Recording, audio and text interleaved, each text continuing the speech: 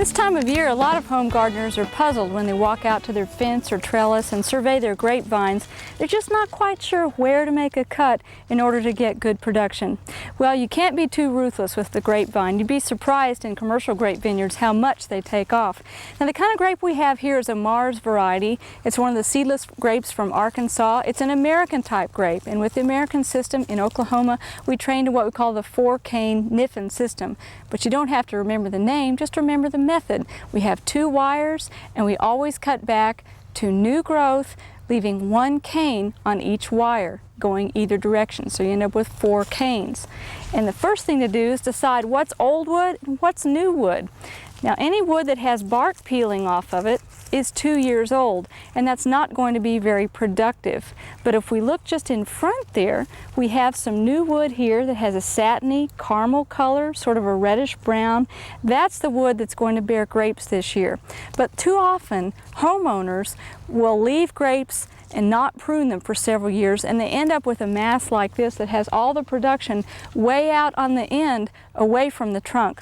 So the first job we have to do is decide which cane we're keeping for the top wire, and I've already picked one out right down here. It has that satiny color, no peeling bark, so that tells me it's 1-year-old wood. That's the one we're going to keep. Everything else beyond it is going to come off. So let's get started with that. Now, this may look shocking to you, but it's a fact that with grapes, it's customary to take off 90% of the old growth every year. And it may seem like a very ruthless practice, takes a little bit of patience because you have to cut away for the tendrils, and we're trying to keep ours intact because Brenda's going to make a wreath out of these for our studio barn. But what you want to do is just get it free from the wires and cut that off. You can even take cuttings from this wood, from the 1-year-old wood, by sticking these in pots with 2 nodes below the soil line and 1 node above. You can end up with more grapes for your backyard vineyard. Okay, this looks quite different now, as you can see. And back up here on this top wire, this is the one that I chose to keep right here. It has a lot of healthy buds on it. It was out in the sunshine, and it should bear grapes for us. But I've got some decisions to make even though I've taken some of the wood off. You can't leave all of it in place because it might overbear. The fruit may not be very sweet. And so what we tell most homeowners is, starting from the trunk, count out about 10 to 15 buds depending on the age of the vine. So I'm going to count 1, 2, 3, 4, 5, 6, 7, 8, 9, 10, 11, 12. We'll leave about 12 because this vine's about 4 years old. We'll cut this part off here, and then you just take a twist tie and tie it loosely to the vine. And it's going to send out little side shoots with tendrils that will grab on eventually.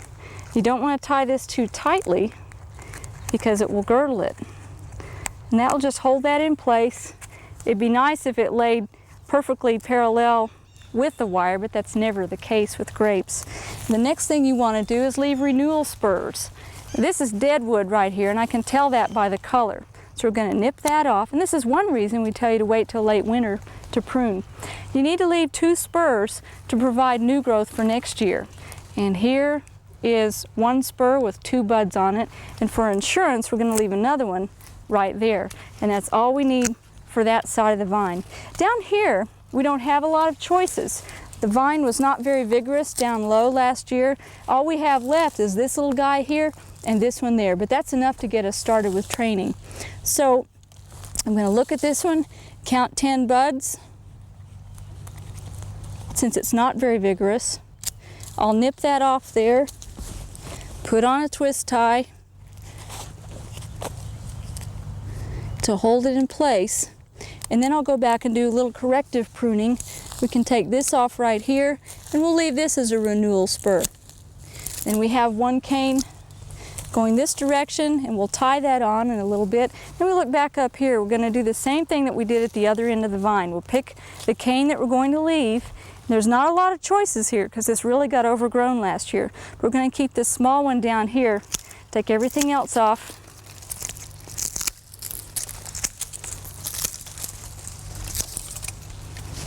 As you can see, there's not a great deal left to choose from.